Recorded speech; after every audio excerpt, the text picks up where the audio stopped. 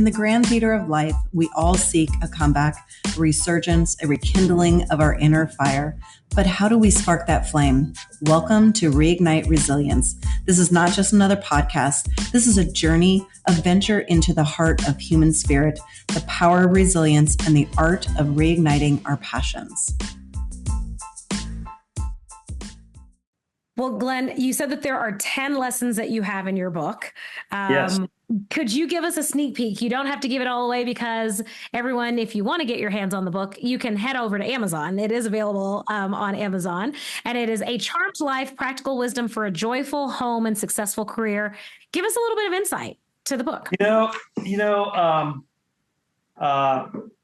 As I said, it's really lessons that I learned from my parents, my pastor, my kids, friends, mentors. And really, as I position a book going forward, I've talked to a lot of schools, a lot of universities about getting in front of graduating seniors and really kind of arming them with this because, they have the academic side. Not a lot of them can transition that well. So that's kind of what I'm trying to do. So, very quickly, I have a title for each chapter and I have a subtitle. So, the first title, Wipe the Slate Clean. My father taught me at an early age that you put your time in, you get paid, you get a paycheck. At the moment you get the paycheck, you don't owe the company anything and the company doesn't owe you anything. Think about how many people have this entitlement factor. They work somewhere, the company isn't treating them right, blah, blah, blah. Hey, you got to understand that the world's a big place and you wipe the slate clean and you got to work harder than the guy next to you. And you always got to check your value in the market. You always have to be out looking. So, and I say there's no scorecard in marriage or life. That's the subtitle. Second one's pretty easy. Treat people how you want to be treated. And the subtitle is you rent a title, you don't own it. So how many people do you know have a big title? Mm-hmm. They treat people differently because they have a big title. They're defined by that title. And by the time they get into retirement, they have no friends. And I know a lot of guys that are like that. And there's nothing better than treating people the way you want to be treated. And I believe that's a core tenet to success.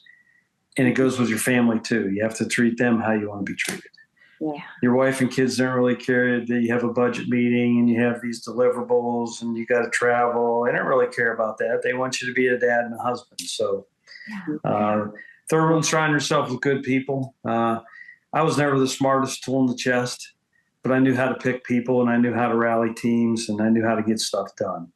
Yeah. And really the subtitles, trust is not something you're given. It's something you earn and it doesn't happen overnight. And there's a cool story in there about, took me a year and a half. When I moved from marketing to operations the first time, I had 6 direct reports. And it took me a year and a half to really get them on my side. Mm-hmm. And it's just because I came from marketing, they didn't trust marketing, and I had to learn how to be a mentor, and I had to learn how to really be focused and spend time with people. Mm-hmm. The fourth one is change. You have to take people for who they are. It's hard to get somebody to change, but it's even more hard for you to change as an individual. And you have to be ready, willing, and able to change, just like when I had to be ready, willing, and able to lose 40 pounds. Mm-hmm. If my wife kept telling me I needed to lose weight, I wouldn't have lost weight. I had to be at a point where I was ready to do it, and then you do it. And I talk about change there. Priorities, we talked a little bit about priorities. And my favorite one is with concerning your spouse.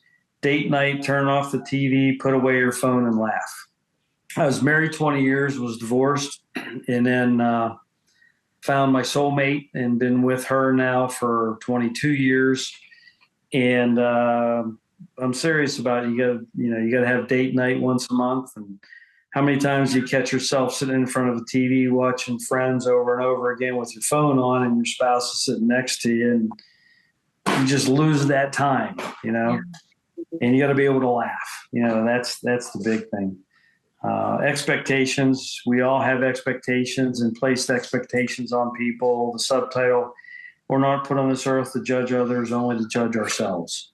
Mm-hmm. And how many times have we been guilty of having high expectations of others and low expectations for ourselves? be where your feet are. We talked about that. You can't take money with you. You can't take it with you. That's a phrase my dad always said to my mom. In the subtitles, money is a very funny thing. Everybody wants it. Not everyone has it, but not many people know what to do with it. So this chapter talks a little bit about, you have to pay yourself first. You have to understand what a budget looks like. You have to be involved in a charity. You have to give your time back, things like that. The ninth chapter happens to be the chapter that I've heard the most comments from, and it's Be Like Your Dog. I don't know if you're dog lovers. Yes, we are. When was the last time your spouse walked in the door and you showed as much enthusiasm as your dog did? And this chapter was really fun. My daughters both dog people. We have 2 dogs. In retirement, I spent a lot of time. That's how I really recognized how important sleep was, because they sleep a lot. But it's really interesting to look at the lessons and pertain it back to the dog. Dogs have it figured out. Yeah, they do. It's not that hard. Life isn't that hard. We just make it hard, Okay. And the last one is really look in the mirror, and the subtitles, you only go around once in life, and you either let life guide you or you help to guide life. Too many people want to complain about things, and you have to have the ability to say, hey, I've had enough. I'm going to do something different. You get after it. Yeah. So that, that's really the 10 lessons that I learned. I'd say, 3 or 4 came from my pastor. The rest came from my parents and my close friend and mentors. And really, when I look at these kids, as I said, 30% failure rate, these are lessons that are simple, but I think they could help these young people entering the workforce, both professionally and personally. Yeah. I love it. So sorry I took so much time there, but that's kind of a short synopsis of what's in it. I think it's a great teaser for people to buy the book, because it's in my Amazon basket, so I'll be buying it. Good. Definitely. I love it. And I love that each of the lessons are like bite-sized pieces where you can absolutely dive in and have a takeaway, right? So you go into that lesson, get the takeaway, and then apply it. Yeah. That's going to be the big thing, is applying it. Yeah. And that's such a huge piece. I do want to make the connection, like with the dogs. That one really resonated with me, especially with Be Where Your Feet Are, because I started to think about our dog, and when they're at home and they're not thinking about anything else. And then as soon as you say, do you want to go for a walk? They're thinking about the walk. Do you want to go in the car? They're thinking about the car. And that's all they think about, right? Like that's the only thing that's on their radar in that moment. Right. Yeah. And I'm very conscious of that. So when my wife walks in the door, the dogs are all excited. I always make a point to get up out of the chair and, go say hello, give her a hug. But it's kind of interesting how dogs have it figured out, and they just take life the way it is, and we have a tendency to make it way too hard. Yes. And complicated. It's not that complicated. Yes. Yeah. And we have more complexity. It's not that complicated, though. Right. The book's 100 pages. You can read it in an hour and a half. Mm-hmm. And that's really kind of how I designed it. As a matter of fact, a lot of my friends, when they found out I was writing a book, they would say that I was getting text messages back from them saying, wow, we heard you wrote a book. And in all the years we work with you, your emails aren't more than 2 sentences long, and you misspelled half the words. So how can you? Buy the book. Yeah. I was just gonna say that you got to go find out, but go purchase yourself. I said. Yeah, that's what I said. So. Oh my goodness, it's you. What is the one? Surrounding yourself with great people, right? Like that's you. You want to surround yourself with those people. And I tell you, that's the key to live longer too, because. My dad, my mom passed away when my dad was 85, and she was everything to him. And my brother and I have one brother. We both thought he wasn't going to last much longer than that. And what we found was he had this group of 9, 10 buddies that he started meeting at McDonald's 5-6 days a week. And so he would drive 15 minutes to McDonald's 5 to 6 days a week till he was 95 years old. Wow. Wow. And, that's really what kept him going is just having good friends and having people that he can talk to about nonsense on a daily basis. So I think that's one of the keys to really a long life. And honestly, in retirement, my objective is to keep the calendar full. That's what I try to do. I think that's such a huge thing because we as humans are very much community based. And, during COVID, it's like we lost all of that. And Yes. now it's finally coming back. And there's still people that aren't. But man, I try to make sure that my schedule is full of friend time. Yes. You have to. Yeah. And, I learned a good lesson during COVID that I was reading something and it said that you should text 5 people every week that you haven't heard from in the last 90 days. Wow. And I started doing that.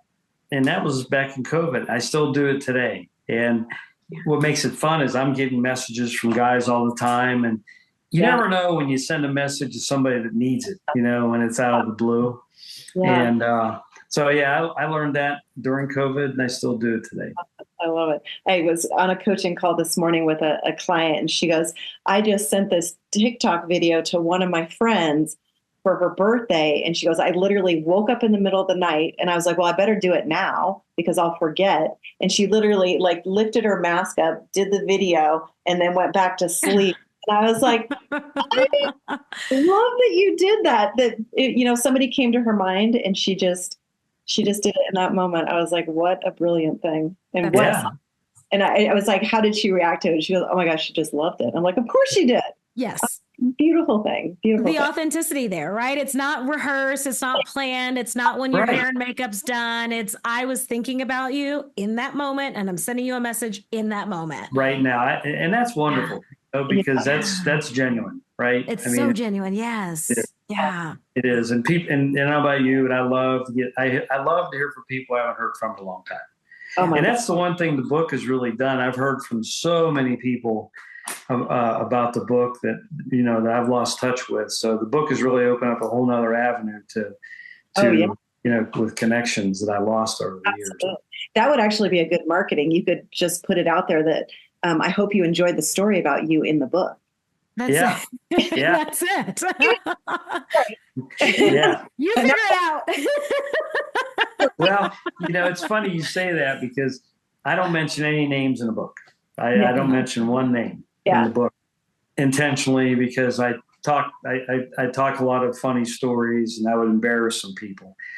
And the funny thing is I have people calling me saying, who's this person in chapter 3? Is that me? Yeah. So it's actually kind of funny. But that works out great. I love that. I love that. Well, that'll get people buying that book. Absolutely. Well, and then they give it to someone else and say, read it. Do you think that I'm chapter 3? Do you think it's me? Yeah. Yeah.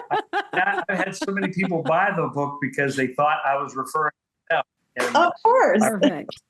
I wasn't. But ask, I say I did, whatever. Yeah. I love that. I love Thanking them for their support.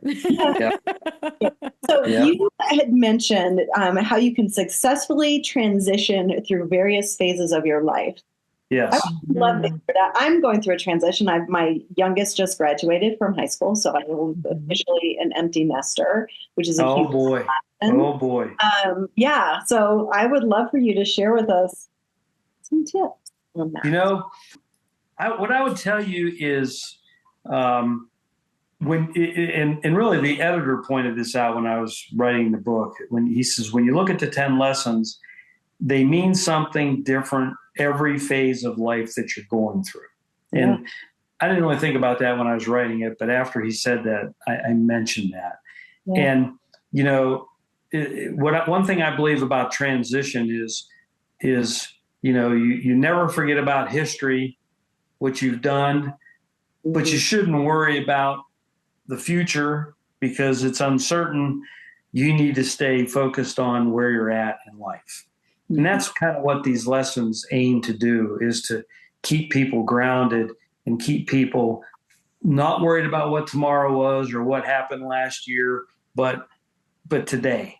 And, as you go into that world of being an empty nester, that's a pretty transitional time, because that's a time when you better, I don't know if you have a spouse, or I don't know if you're married, that's a time when you better be on good graces with a number of people. Because when you become that empty nester, it gets really quiet at home.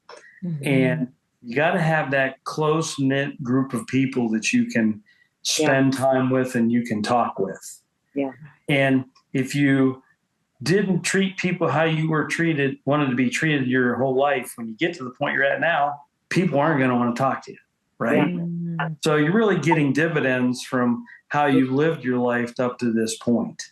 And, my biggest advice, now I was an empty nester for all of 6 months.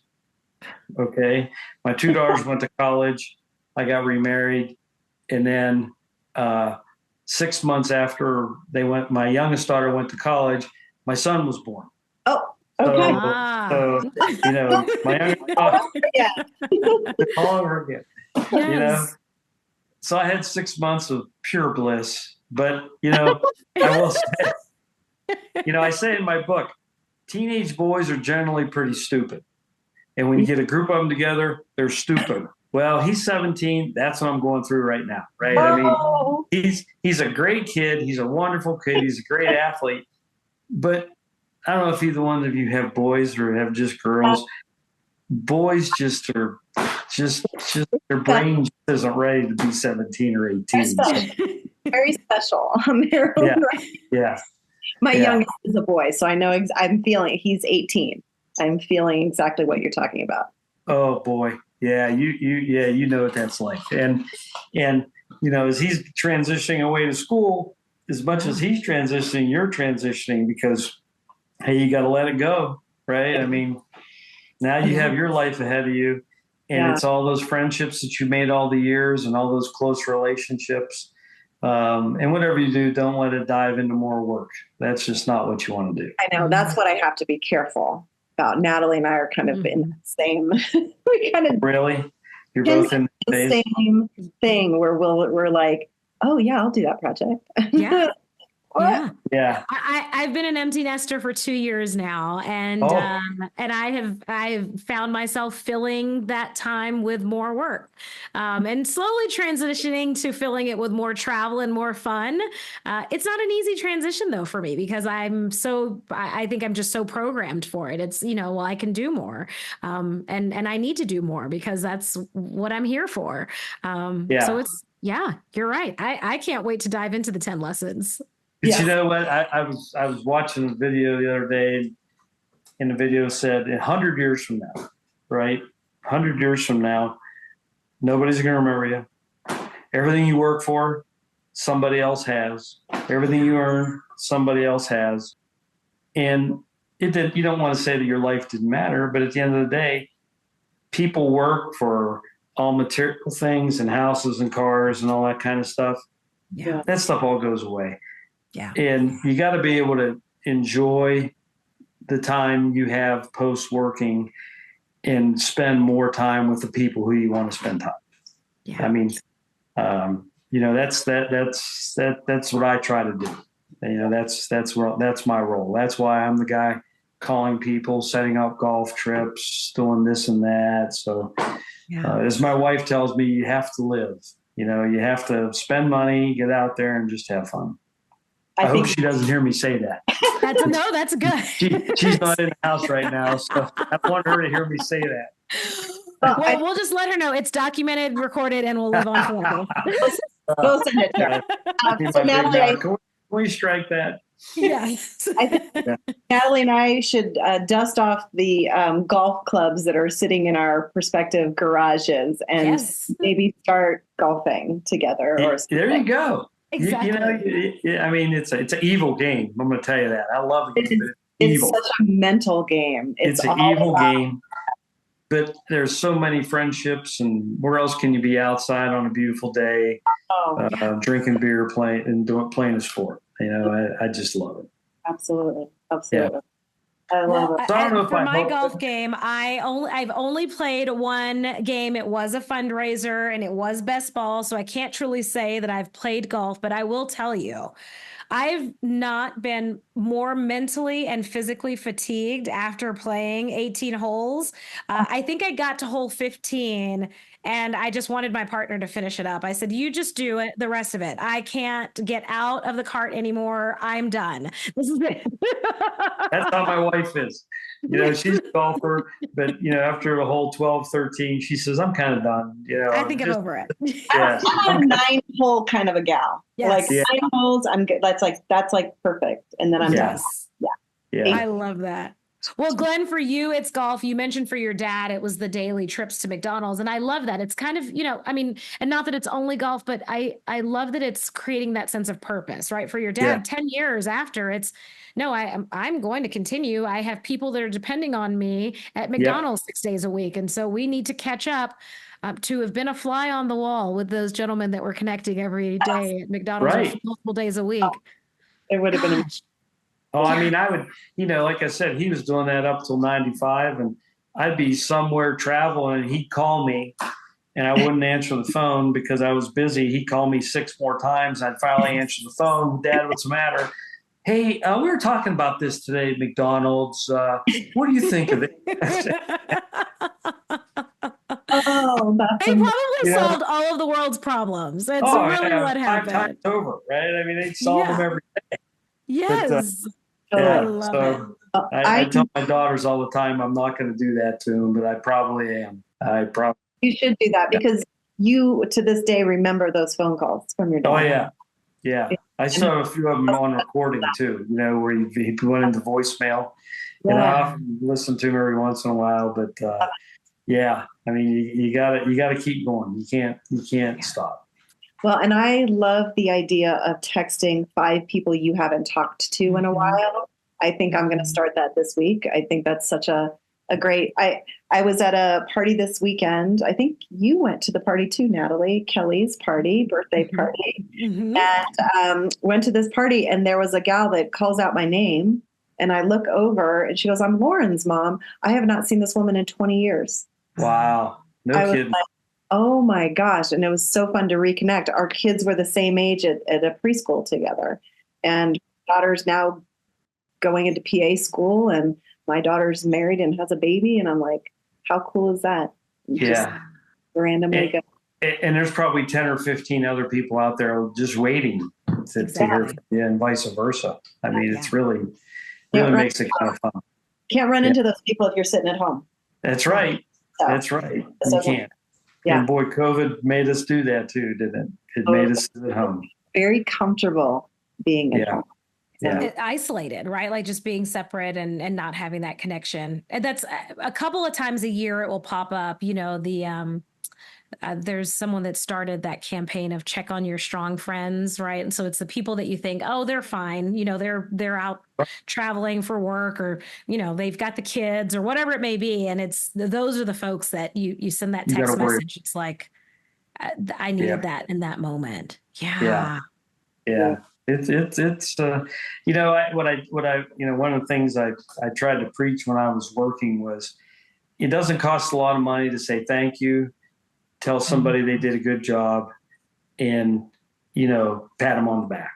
Yes. And those are some of the most forgotten things that there are today, I think. And I was guilty of that for a lot of years until my pastor recognized that, and he took me aside and said, you need to be a little kinder to some of these people. And he was right. He was dead right. And there's a pretty valuable lesson learned. Yeah.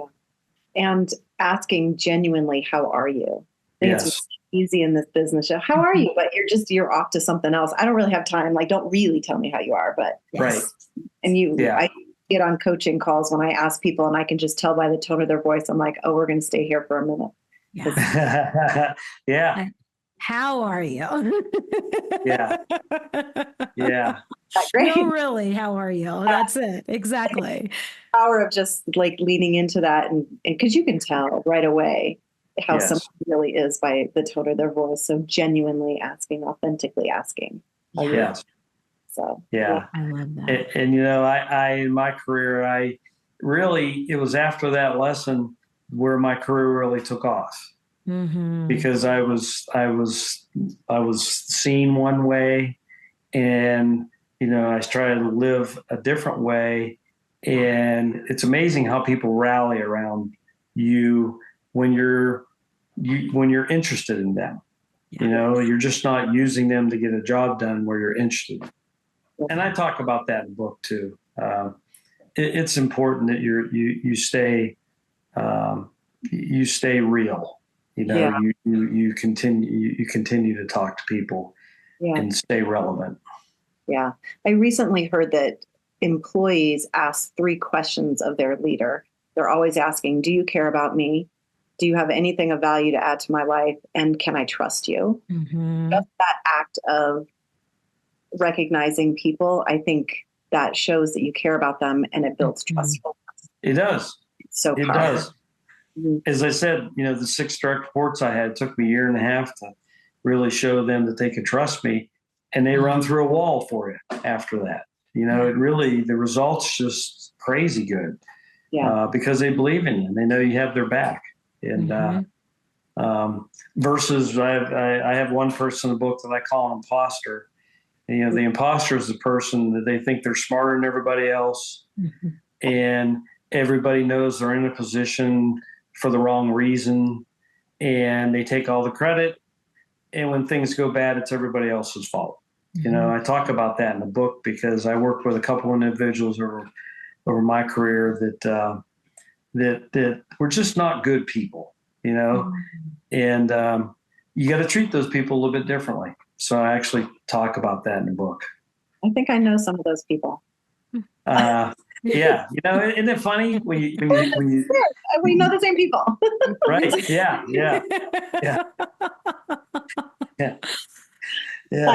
Sadly, yeah. Love it.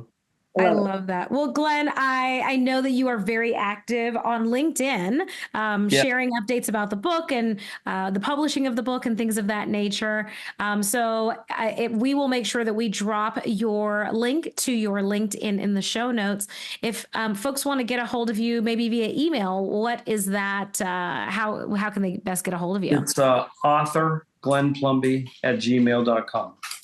Author Glenn Plumby at gmail.com. gmail.com. And I wanted to make one more comment just to you may notice on the back cover, part of the proceeds go to Children's Miracle Network hospitals. That's something that I got involved with 30 years ago, and I was on their board of trustees for a number of years. Very, very, very special place in my heart. And I say in the book a number of times, sick child's best day is like your worst day. And that's a charity that I just wholeheartedly believe in. And I try to talk in the book about, I don't care what charity it is, you got to be involved. You got to give back.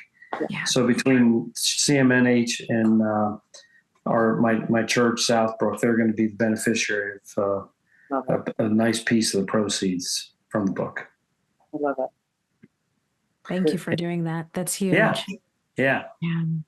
Oh my goodness. Well, you all, if you want to get your hands on the book, you can get it at Amazon. A Charmed Life, Practical Wisdom for a Joyful Home and Successful Career. 10 bite-sized lessons that everyone can digest. And it's one of those books that you'll want to keep on your bookshelf, because with every season of life, you go back, pick it up, read it again, you're going to find additional ahas and takeaways just because you process things differently in different seasons. Yep. Glenn, is there anything else you'd like to leave our listeners with? No, I first of all, I appreciate the invite to be on your podcast. This has been a lot of fun. I'll start following both of you. Awesome. And I think that what you're doing is tremendous, because you're out for the same thing. You're out to help people, make people aware of different things. I looked at some of the titles of some of your previous podcasts, and they're relevant. So I appreciate the invite. And what I'd like to leave everybody with is just don't make it any harder than it is. Just take what life gives you, work hard to improve your lot in life, and don't make it harder than it is. My wife has wall words that when you come down the steps, and it's meant for just our family to see. And it's be happy, be kind, be thankful. And the last one is be you. And that's something that I've always tried to teach young individuals is be you. Don't try to be somebody else. Yeah. Because if you are, you're going to fail. Yeah. And it never works. So be you. So for you to keep continuing what you're doing, and you're paying back in a big way. And most importantly, enjoy being an empty nester. Don't work. Have fun. Say no to that. Say no to that next opportunity and go have a drink. I love it. There you go. There's your challenge, Pam. Live my life like a dog. I'm going to live my life like my dog. There you go. Yeah. Be like your dog. Love it. I'm going to take a nap right after this. So now you're talking. You're on the right path. That's perfect. You got it nailed now. That's for sure. Yes. Oh my goodness. Yeah. Glenn, this was wonderful. For our listeners, be you. I think that's a great place to leave us. And in addition to the 10 lessons that you shared, we are so grateful that we had the opportunity to visit with you today. Thank you for coming on. Yep. And thanks for the opportunity. And look forward to seeing you online. Absolutely. Wonderful. And for our listeners, we will make sure to tag Glenn, all of Glenn's contact information and LinkedIn profile, so you can follow along. And then also a link to the book so that you can get your hands on a copy of that if you're listening to this now. But if you want to learn more about what's happening in the world of Reignite Resilience, you can head on over to our website at reigniteresilience.com, find out what's going on and what's happening in our neck of the woods. And until next time, we'll see y'all soon. Have a good one. Thank you for joining us on today's episode of Reignite Resilience. We hope that you had amazing ahas and takeaways. Remember to subscribe on your favorite streaming platform, like it, and download the upcoming episodes. And if you know anyone in your life that is looking to continue to ignite their resilience, share it with them. We look forward to seeing you on our future episodes. And until then, continue to reignite that fire within your hearts.